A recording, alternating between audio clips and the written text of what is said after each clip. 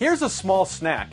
Here's your dinner, and here's something you can lick for dessert. We're rounding up some of this week's strangest stories here on your News Refresh. But before we chow down, give us a hot subscribe at the News Refresh on YouTube for more weird and interesting news stories like these each and every day. Thanks. So let's start with a story about a blueberry. That would be this thing right here, weighing down this poor man's hand. And I say weighing down because it is a giant blueberry about the size of a ping pong ball, which would make for a very sloppy match. And our fruit here has just been verified to hold the record-breaking title as the heaviest blueberry ever. If anything, that's gotta be a relief to that kid from the Wonka movie. So this blueberry was picked last November in Australia, the kind of place where huge record-setting oddities usually grab headlines for being terrifying. Like this giant spider we told you about earlier this year at the News Refresh on YouTube. Please subscribe. But this thing is far more nutritious than a venomous arachnid. It measures 1.5 inches and weighs an entire 20.4 grams, smashing the weight of the previous record-holding blueberry at only 16.20 grams, and checking in at nearly 70 times the weight of your average wild blueberry.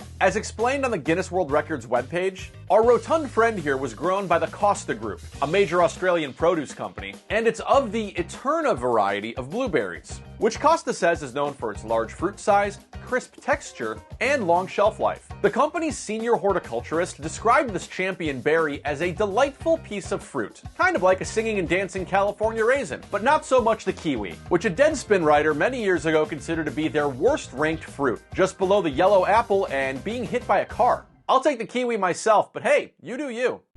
Now, if a giant blueberry isn't enough to satisfy your food cravings, how about a nice piece of snake? You know, snake meat is considered to be a delicacy in some parts of Asia. As we told you back in November here on the News Refresh on YouTube, please subscribe, Pizza Hut in Hong Kong even served up a fine shredded snake meat and mushroom pizza last year. And if you're someone who's worried about sustainable food sourcing, it might be time to start telling Domino's you want python on that pie instead of pepperoni. That's because a brand new report was just published by Scientific Reports on Thursday, titled Python Farming as a Flexible and Efficient Form of Agricultural Food Security. Researchers looked at the humble python, which can span 20+ feet in length and make for a charming piece of neckwear, and they found that production efficiencies of pythons are higher than those of poultry, pork, beef, salmon, and even cricket. That is, pythons require less food and water and grow quickly. Now, before you run out to try to get some extra pulled python at your barbecue joint, it's worth pointing out that this study notes commercial production of pythons is in its infancy. But this research says that using pythons as a food source could help fight global hunger, providing much-needed protein sources in areas that are hard hit by climate change.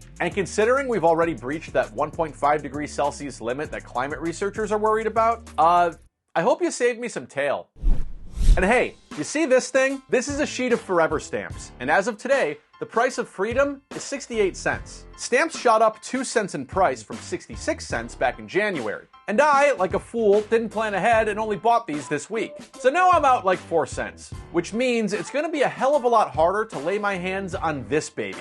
Behold, the 1868 1-cent Z-Grill. You'd think with 4 cents I could afford 4 of these things, but unfortunately, it's believed that only 2 of these things remain in existence. One belongs to the New York Public Library, and the other, according to the auction house that got its tongue on the back of Mr. Ben Franklin, is set to go to the highest bidder in just a few months. And no, this ain't a 66-cent piece, a 68-cent piece, or even a 69-cent piece, pervert. It's expected to fetch anywhere from $4 to $5 million bucks. I'd hate to see the price of the envelope. This stamps auction is among others up for grabs from the Gross collection of an investment billionaire. Gross being the man's name, of course. And our 1-cent Z-Grill gets its name from the grill pattern that's used to detect fraud. On the top half of this stamp, you can see that this mailable Ben Franklin was canceled by a Philadelphia Circular date stamp. And if you're shocked to see Ben Franklin get canceled, try taking a deep dive into his very patriotic, very amorous life. Anyway, if you've got $4 or $5 million bucks lying around and you really need this thing for your stamp collection, or because you have a very expensive letter you want to mail and you want to affix some appropriately priced postage,